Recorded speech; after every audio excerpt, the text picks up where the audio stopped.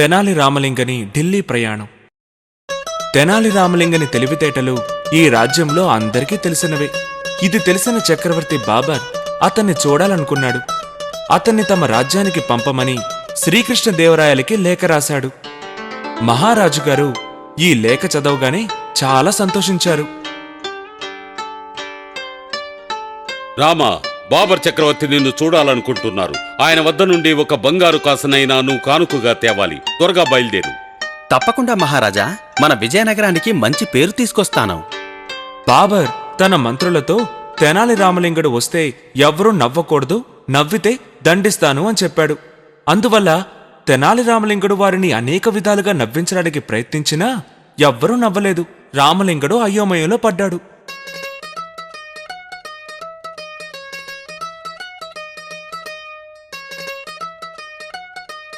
అయ్యో దేవుడా, ఈ మంత్రులందరూ ఎందుకిలా మౌనంగా